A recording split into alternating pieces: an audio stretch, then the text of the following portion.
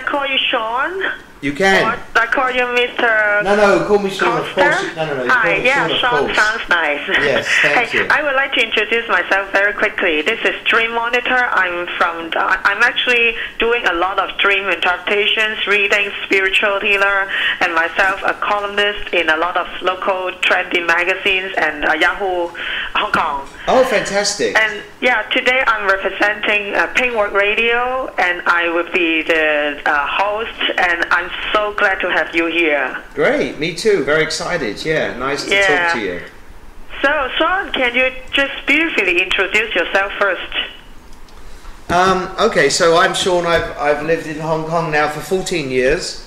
Wow. And I really came here because I saw that there was a lot of opportunity. I work in the fashion business.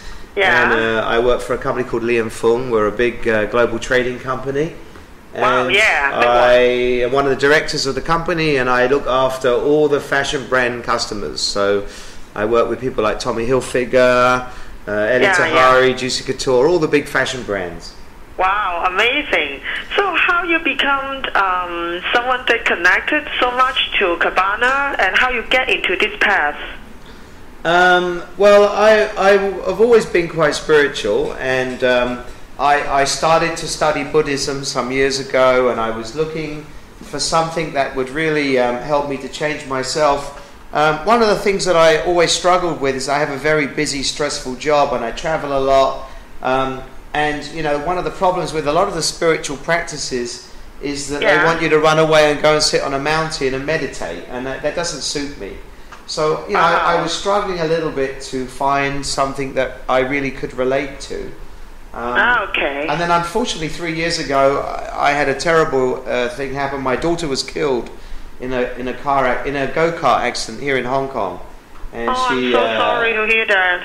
Yeah, she was only 15 years old, and she died in the accident. So I was very, very upset after that, and I really was quite lost in terms of why this would happen. And then I discovered Kabbalah, actually, or as they say, you don't discover Kabbalah, it discovers you. And about 18 months ago, I found Kabbalah, it found me, and it helped me so much in such a short period of time that I really felt that it was my duty to try to help other people here in Hong Kong to find Kabbalah too. You know, it's not a religion, it's a spiritual practice.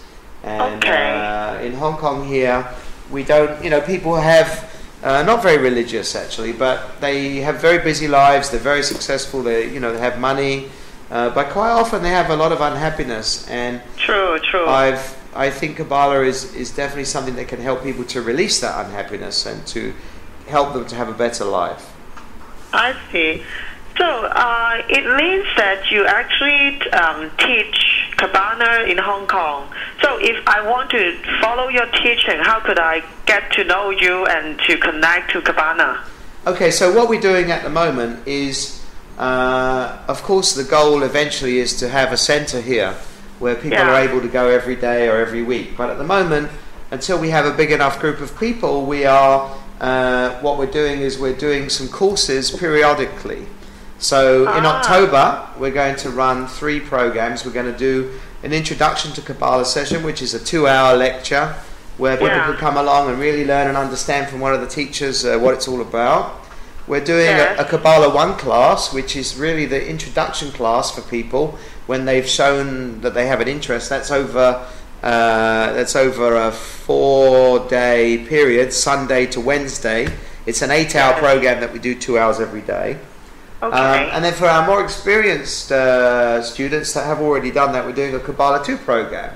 Now, of course, in the future, we hope, and we're in discussion at the moment, to have a teacher to move to Hong Kong full-time.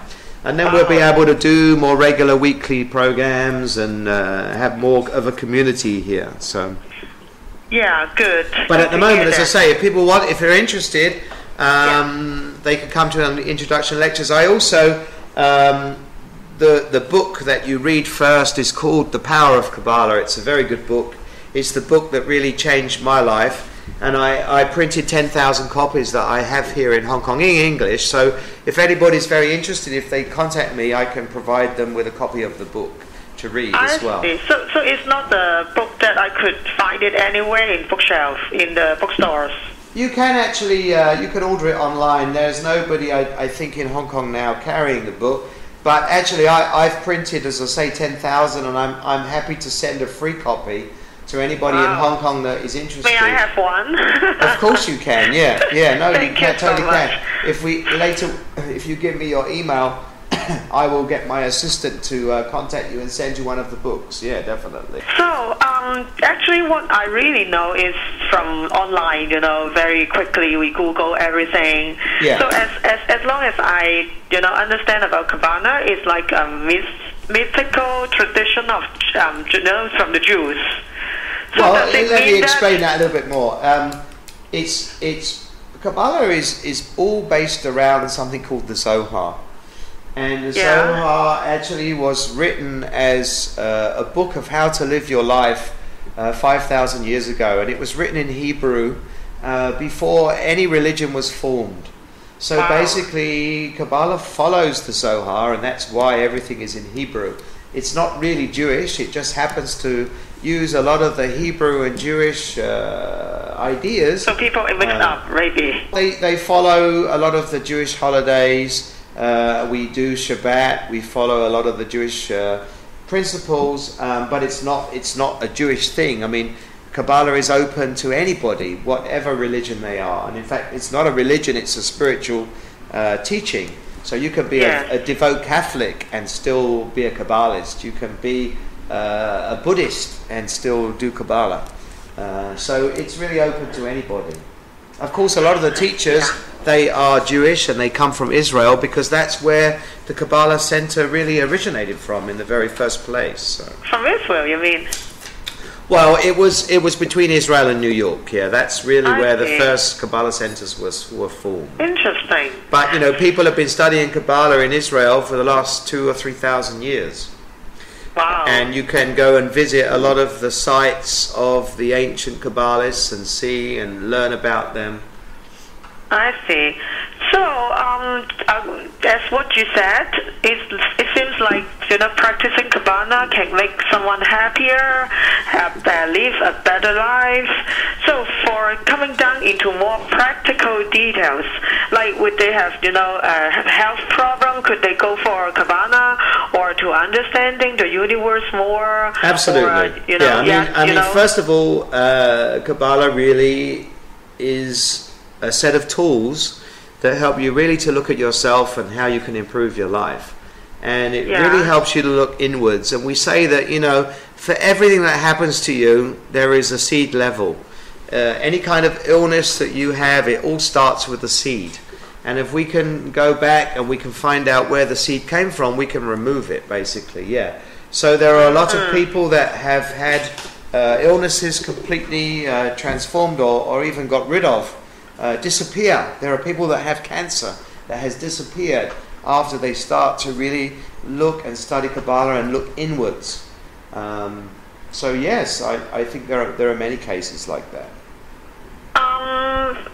It sounds to me a little bit like what I was, learning from, like, for example, Indians, they have a oneness university, if you know, or like psychology or vision from the UK, which taught throughout the world from Chuck Spassano and Nancy, or even a little bit more like, the concept of the power of now. Yes, or, totally. I've read all those books. I read The Power of Now. It's very similar. I think what I would say to you, the difference with Kabbalah is that it works especially well for people that have a lot of desire. So, if you have a very busy life and you have a lot of ambition and you really want to succeed in your job and have a big job, then Kabbalah is very, very suitable. They encourage us to really, as I say, have desire and to succeed. But the difference is that you don't do it for the self alone. One of the reasons that you want to be successful and to be very wealthy is that you can share your wealth with other people. Yes, exactly. Now, when I was studying Buddhism, actually the opposite was true. Buddhism was encouraging me to say maybe I shouldn't have such a busy job, maybe I shouldn't have so much stress, maybe I should quit everything and go and live on a mountain and not have any possessions and not have any desire. And that's not realistic. In my life I was looking for something that could help me to balance my life, not to change it. That's why I like more the Thai, the Ichi Thai, Yes. He's very famous in U.S. and I just followed his retreat just this January. Right. Oh, that's great. Yeah. The other thing is we found there's a lot of similarity between the ancient Taoism beliefs and also Kabbalah. And, it's very interesting when the teacher came here and he met a lot of our local Hong Kong students. We started to discover that, even in the Chinese community, they do a lot of things that are very similar to the ancient Judaism. Like, for example, you sit Shiva when someone dies, you cover the mirrors when somebody dies. These are similar principles to that we find in Kabbalah and into the ancient Judaism. So, actually the leader of the Kabbalah Center, Rav Berg, believes that, the lost tribe from Israel thousands of years ago came to China, and actually a lot of the Chinese people, probably their ancestry actually is Jewish. I see. So I read some of the articles about Kabbalah, and they all said they have a strong, very special concept on the word God and the concept of God. Is God that you are the God and everyone's God, and this whole everything is the separation is not true. So how can you elaborate on this? And who is the God that Kabbalists believe in? Well, basically, we believe that there was a creator, and the creator is the one that basically put everybody's soul onto this earth. So we do believe there's a creator, yeah. Sometimes they use the word God, but mostly we use the word creator. So it's a similar process, similar thought process, yeah. I see. So how this, creator concept merge into the Kabbalah practice? Well, when you read all the books and you do the study and you read the Zohar, it talks a lot about the Creator and the reason the Creator put us here and the principles of what we're supposed to be doing while we're here and the missions that we have. It all comes from the Creator. So it's totally different from the one that in the Christian Bible, right? I'm not really familiar, although I am a Christian, I'm not really familiar with what Christians say about God, so I don't know, I can't really compare it. I see. So, is there any concept of, heaven and hell in Kabbalah? Yeah, definitely concepts of heaven, for sure, yeah. Yeah? How about hell? It comes all together every time. So far we haven't really talked about hell. We focus mainly on the good, the positive things, I see. I haven't seen a lot written about hell, no. I've seen a lot written about you control your own destiny. What happens to you is karma, basically. You can change the future by what you do today. Okay. So it's like past life? Is it something like totally. reincarnation? Yeah, we totally believe in past life, reincarnation, karma, all those kind of things. Okay. So I always saw a tree of life in Kabbalah website, which symbolized a map of how this universe was created. Or is it having any deeper meanings that you can elaborate a little bit on it? Yeah, no, totally. The tree of life, it's very similar. You'll find a similar tree of life if you go to Japan and in other ancient mysticisms. It's all about believing that there are upper worlds, basically, that we are merely a reflection of what's happening in other worlds. Yeah. So we're in the lowest level of that, and of course, as we do our Shabbat and we have our connections, we can connect to the upper worlds, we can connect to the light, which basically can bring a lot of blessings to us. So you talk about this connection to another world, you mean like is everything happened in the mind, that we send blessings to people, or like distance blessing? I would say it's in our consciousness. Yeah, we can do things and we can change our consciousness. Yeah, and we can the whole thing is connecting to the light, basically. Yeah. Yes. So how do you practice Kabbalah? Apart from the book you recommend to read, or to the introduction of Kabbalah, any tips like for everyday life? If we do a very little meditation, or could we do anything actually self-taught? Yeah, I mean, basically, Kabbalah is it's a set of tools that depends very much on the student, how much you're into it. When you're first starting, you can read some books. When you get more into it, you can attend classes. When you're very into it, you can have a teacher that you can connect with as regularly as you want to. Then on your own, you can do your morning connections, you can do your morning prayers, you can pray at night, you could read the Zohar. There are many, many, many different ways that one can stay connected to it, depending on how much you want to put into it. So it's a pick and mix really for each student, depending on their desire and their need. Yes. So I'm particularly interested in the meditation part because I always see the Kabbalah readings. They emphasize a lot on the very special meditation process they had, and it's very unique experience. Can you share with us any meditation experience you have, and how does it different from like the traditional yoga Indian way? Well, we don't really meditate like that. Basically, what we do is we connect to blessings and to prayers, which we read using sort of the ancient, hieroglyphic letters. So basically, we scan the letters of the Zohar, we scan prayers, and basically we meditate like that. And we do that in the mornings, in the evenings if we want to. It's a different kind of meditation to that I've seen before. It's you are still very conscious. You're not trying to, relax and send your mind somewhere else. You're actively trying to connect to this in the consciousness that you have now. So it's like when I'm really awake, when I'm Yes, it is. You really are awake while you're doing the work, basically. Yeah. Can you tell us more about this scanning of the letters?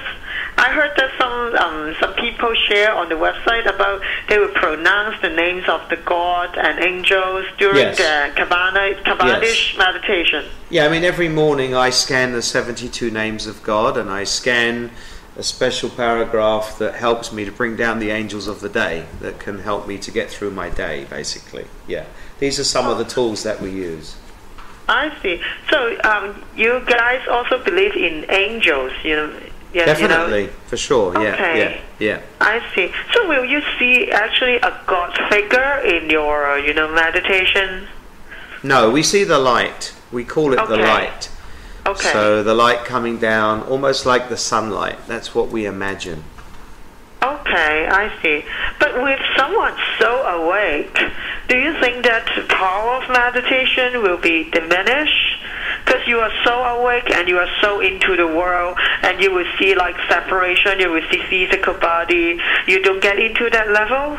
Do you know what I mean here? Yeah, you'd be amazed when you change you remember, you have to focus your consciousness.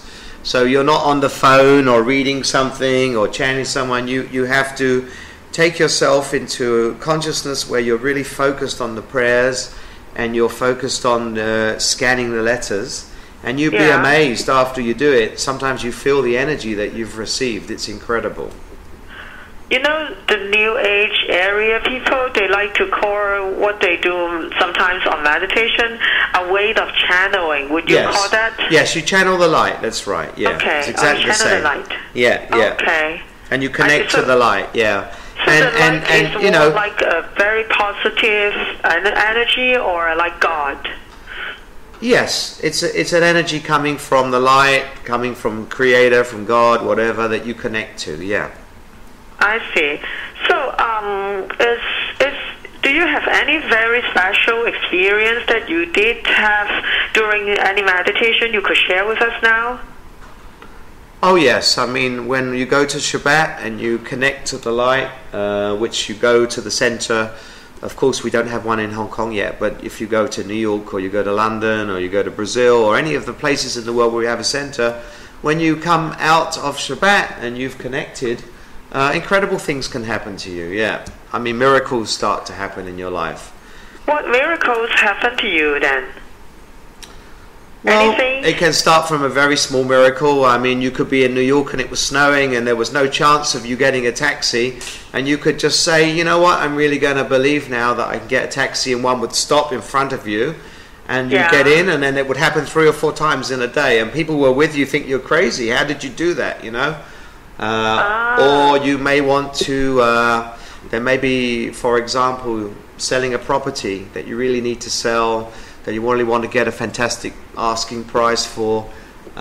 Basically, after Shabbat, you ask for the gift, you know, you ask to be able to sell the property, immediately it gets sold. So yeah, I've had a lot of experiences, yeah. I see. So these are all your experiences, all your friends, right? These are my personal experiences. Your personal experience, nice. Yeah. So actually things have got more smooth, could I say it? Yeah, when you know, we believe that practice? the more you connect to the light, the more that you do your spiritual work, the chaos is removed from your life. So basically the whole point is to improve your life and give yourself a better life, and remove the chaos from this world. And the more people that we can find and can connect with, the more chance we have of taking the chaos out of this world in total. True. So how could I use Kabbalah to help someone else next to me, like the one I love, my mom, my daddy, you know, family members, or anyone in suffering lives? Well, you know, the thing we would say is, the first thing you have to do is you have to change yourself. You know, it's very hard. How can you change someone else? You have enough trouble changing yourself. It's impossible to change someone else. What tends to happen is people see you changing, see your life improving and seeing wonderful things happen to you, and then they start to ask questions and get more, you know, interested as to what they could do. I mean, of course, you can give them a Zohar. When you give someone a Zohar and you ask them to perhaps scan a little bit every now and again, they are also able to start to connect to the energy. But the best way really to help someone is for them to see you changing. You know, if you want to see your partner change, then you know what, be the perfect partner yourself first, and then maybe the other person will change towards you. Any case you could share about, you know, like couples having some issues among themselves, totally. They practice Kabbalah, and they totally. That. You know, we had we had the teacher come to Hong Kong in February for the first time, and he met a couple of people that were very unhappy in their relationships. In fact, there were 2 examples of 2 different couples that were thinking of splitting up, breaking up. And after meeting the teacher, they both couples, in one case 2 people started to study, and in another case 1 person started to study, and they have completely improved their relationship. And in fact, you know, now they're studying, they've really found a great benefit of how Kabbalah can help their relationship to improve. I want to know what is the changing point. Like, if they connect to the light and they feel better of themselves, or do they actually have a better compassion, a bigger compassion to, you know, just embrace the partner or to forgive? Any key words that you could, you know? I actually think you used all the right words. I think the first thing I would say is that in a relationship, what tends to happen is that the person will complain about the other person and point out all the bad things that they don't like that person does. Yeah. Now, actually what Kabbalah tends to make you do is look at yourself. And perhaps there are a lot of things that you need to change. And your partner's behavior is merely a reflection of the way that you are behaving. So the first thing that it does, it helps you to really look at yourself and improve yourself. Now, of course, if both partners are doing that, then of course the result is going to be very positive, you know. And yes, it is about having compassion, about opening your heart. It's about, you know, not judging anybody else, trying to look for the good points in someone, not just the bad points. Try to have the best behavior yourself to offer to other people. So there are many, many principles that can help. Okay, I see. And one gossip, there's a rumor about pop star Madonna who openly admits that she practiced Kabbalah for some time. And her concerts, like the MDNA just released this week, I think, the MVs, they carry a lot of, symbols or rituals of Kabbalah. Is it true? Well, it's not a rumor. I mean, Madonna has been studying Kabbalah for over 10 years now. And Madonna, you mean? Madonna, yeah, and she's very public about it. If you go to the internet, you can see many, many examples of Madonna talking about Kabbalah. So it's certainly not a rumor. And yes, absolutely, she uses a lot of the teachings in her songs. As you quite rightly pointed out, she used the 72 names of God symbols at her last MDNA tour. So yeah, Madonna has been a great spokesperson for the center, I would say, over the last years. Okay, I see. So she's been practicing for 10 years already? So yes. She's practiced this in New York? Yes, and London when she lived there too, yeah. London, I see. So why do we need do we need a master to guide us while practicing Kabbalah, or we could actually do it at home, right? No, you can totally do it yourself. What I would say to you though is that it's like anything. If you can have a teacher that you can use as a sounding board, that can encourage you, of course it's much better. It helps you to have a stronger connection to the light. But yes, of course, I mean, I study online, I do a lot of studying myself, but my teacher is in London, and I enjoy having my Skype session with my teacher every 2 weeks. Oh, Skype, wow. Yeah. And how many people in Hong Kong now join you guys for practicing Kabbalah? We have about 150 people already that are on our database. We had 50 people take the Kabbalah 1 course that we did in May, which was our first course. And a lot of those people are now going on to do the second program. And we have about another 30 people doing the program in October already. So we have already quite a big following in Hong Kong. It's actually moving quite fast here. Is there any official website or, any social media area we could go and say, oh, I'm interested, I want to join the introduction, blah, blah, blah? Yeah, we have a Facebook page for Hong Kong. So if you go to Kabbalah Center HK, you'll find the Facebook page. We have a Kabbalah Center International website, Kabbalah.com, and you can go in there and find a lot of information. So, yeah, there's a lot of information on the internet and on the social media sites. So why? You were here for so long practicing Kabbalah. You guys never do any, aggressive promotion or connecting to a lot of people. Well, for your power as a director of a big corporation in fashion, you could reach a lot of people, Well, I've only been studying Kabbalah myself for 18 months, and it's only February of this year where I really started to actively get people involved. But look, at the end of the day, we don't want to be too pushy. We want to make sure that it's growing naturally. And we're now talking about a teacher coming to live in Hong Kong full time. When they arrive, I would say we can move much faster. Yeah. What I'd rather do is to help the center to really spread the word that Kabbalah can help people to change their lives and improve their lives. So I would say I'm more of an ambassador for them. What I want to ask is almost comes to an end. I just want to say something about my own study that related to Kabbalah, because it's basically everything mixed. I've been on this spiritual path for like the last 10 years. Right. Yes. So I touch on everything. I'm very into psychology of vision for the last 6 years, but also learning on oneness and miracles, the miracle works. Yeah.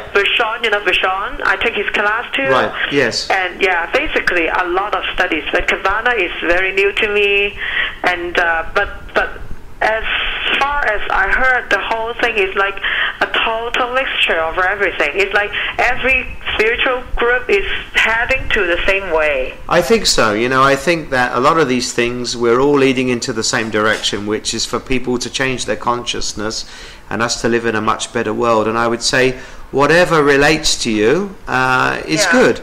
I tried some of those things before, and as I said to you, I found that they really weren't enhancing my life. They were wanting me to change my life, and that wasn't what I was looking for. And Kabbalah really has come into the life that I had and helped me to have a better life. So I would encourage people to go with whatever they want. The difference with Kabbalah that I found is that it gives you a set of tools that can help you to change yourself. And with all the other things, that wasn't really happening for me. There were a lot of great beliefs, but there were a lot of things that I needed to change about myself, and Kabbalah has helped me with that. So that's the reason that I think that people are liking it and are really relating to it. Thank you. So as an ambassador of Kabbalah, you have any tips for people living in Hong Kong, the tiring people, they are very stressed from work or family or financial status. Any tips for them to live the life? Yeah, I was getting to Kabbalah as soon as I can if I were you, because I tell you, it really does help with managing all of that. I have quite a stressful job, and it's really helped me to eliminate a lot of my worry and stress. So I see. Thank you so much, Sean. And come to the introduction session. We're on October the 27th, which is a Sunday afternoon. We're going to have an introduction session in the Marco Polo Hotel. It's free entrance. 27th September? October, 27th of October. Oh, we can send you the flyer. And please come along and experience it for yourself, Yeah, that would be nice. We have a Kabbalah email address as well, which is kchk@kabbalah.com, which is kchk@kabbalah.com. And anybody can write in for any information or inquiries about the programs that we're doing, or and we have somebody that looks at the email every day. So Great. Thank you so much, Sean. It's really nice to talk to you, and we learn a lot about Kabbalah and the concept behind and the practicing, which is very nice for carrying this practice in Hong Kong to give us a chance to know any new spiritual tools, which is so good. Fantastic. That's great. Good to hear. Yeah. So I will be connecting to you. I will not stop. I will try to step into your introduction, the free seminar, and I'm so glad to have your book today. Great. I'll try to read it and get a more understanding of it. Wonderful. And as I say, if you can please spread the word. So if you have some other spiritual people that might be interested, then please also invite them to come along to the introduction session. We ask people just to register, just so we can monitor the number of people coming and make sure we have enough seats in the room. All right? Yeah, sure. Okay. Thank you so much. Thank you very much. Okay. So, wish you have a good afternoon, nice Thanks day. a lot. Take care. You too. Bye-bye. Bye. Yeah, bye-bye.